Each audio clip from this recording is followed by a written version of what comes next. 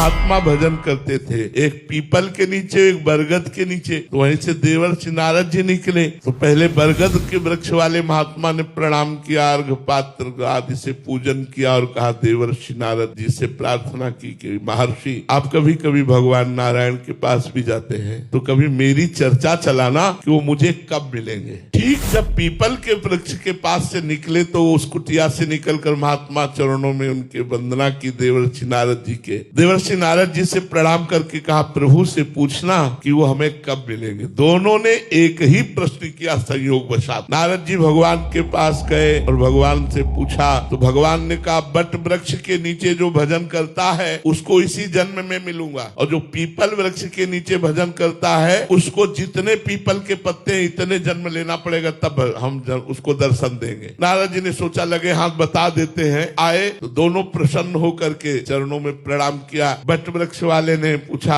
आपने पूछा भगवान? उनका हाँ। भगवान ने कहा इसी जन्म में तुम्हें दर्शन हो जाएगा। वो बड़े आनंदित हुए। पीपल के वृक्ष वाले से कहा कि तुम्हें भगवान तब दर्शन देंगे जितने पीपल के पत्ते हैं उतनी बार जन्म लोगे तब दर्शन। वो नाच पड़ा, रोने लगा, इतना रोया और पुकारा हे नाथ, हे करुणा सिंधु, हे पतित पावन, आप मुझे जानते हैं कि मैं आपका भजन करता हूँ। हे प्रभु मैं तो निहाल। भगवान प्रकट हो गए। भगवान प्रकट हो गए और पीपल वाले को दर्शन दिए। वो बट वृक्ष वाला कुटिया में चला गया था। देवर्षि नारद जी ने कहा महाराज आपने तो हमें झूठा साबित कर दिया। आपने तो कहा था जितने पीपल के पत्ते हैं उतनी बार जन्म लेगा तब दर्शन देंगे। यहाँ तो मिनट नहीं हुआ आप दर्शन दे दिए। बोले जो भाव स्थिति इसकी आनी थी इतने जन्मों में वो भाव स्थिति 1 मिनट में आ गई, इसलिए भगवान 1 मिनट में मिल गए।